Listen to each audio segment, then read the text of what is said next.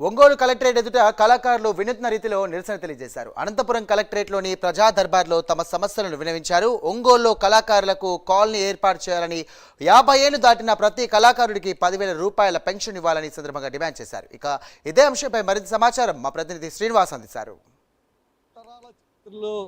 కళలు అనేది వినోదాన్ని పంచాయి. అలాగే కళాకారులు అనేది వాళ్ళు మాత్రం కొవ్వొత్తిలా కరుగుతూ, అలాగే నేటికి అంతమవుతున్న కళాకారులు కూడా అంతమవుతున్న తరుణంలో ఇప్పుడు ప్రస్తుతం కళాకారులు వాళ్ళ సమస్యలపై విన్నవించుకోవడానికి ఒంగోలు కలెక్టరేట్ దగ్గరికి రావడం జరిగింది. వినూత్న రీతిగా నిరసన తెలియపరిచారు. దీనిపై వాళ్ళ సమస్యలు ఏంటి, దానిపై వాళ్ళని అడిగి తెలుసుకున్నాం.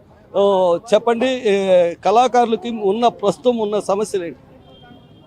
కళాకారులు కాలనీ ఏర్పాటు చేయాలి ఒంగోలులో.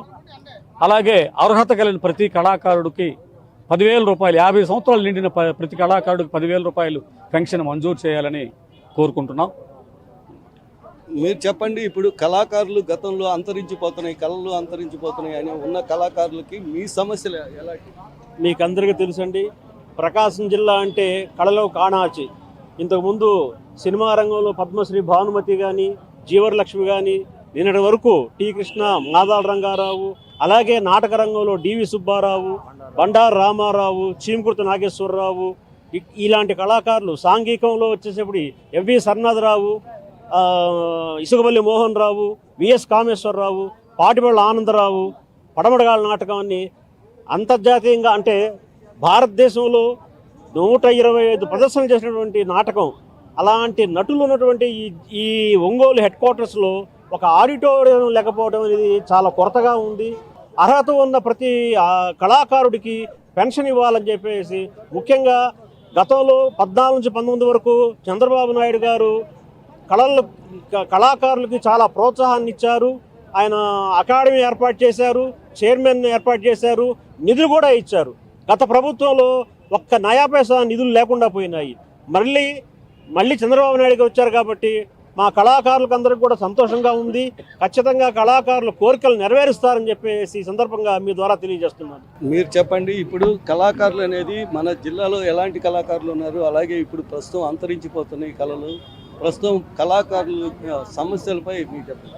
సార్, కళాకారులకి ఇళ్ల కాలనీ కావాలనేది మా యొక్క సంకల్పం.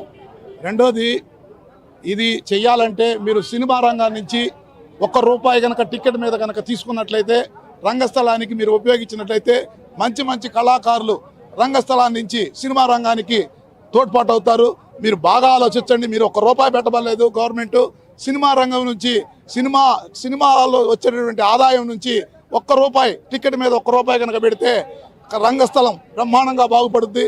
రంగస్థలం అనేకటువంటి మహాభారతం, రామాయణం ఇవన్నీ చూడాలంటే ఈ యొక్క రంగస్థల కళాకారులే ప్రజల్లోకి వెళ్ళి ప్రజల యొక్క నైతిక బాధ్యతను, ప్రజలను మంచి బాటలు నిలపాలంటే పౌరాణిక రంగస్థలం ఉండాలి. కాబట్టి తప్పనిసరిగా మీరు సినిమా మీద ₹1 వేసి ఆ వచ్చేటువంటి ఆదాయాన్ని రంగస్థలాన్ని ఖర్చు పెట్టవలసిందిగా పౌరాణిక రంగస్థల కళాకారుల అధ్యక్షుడిగా నేను కోరుకుంటున్నాను. మీరు చెప్పండి, ఇప్పుడు ప్రస్తుతం మహిళా కళాకారులు కూడా చాలామంది ఉన్నారు, వాళ్ళకి ఎలాంటి సమస్యలు ఉన్నాయి? ఈ కళాకారులను పోషించే వాళ్ళే కరువయ్యారు.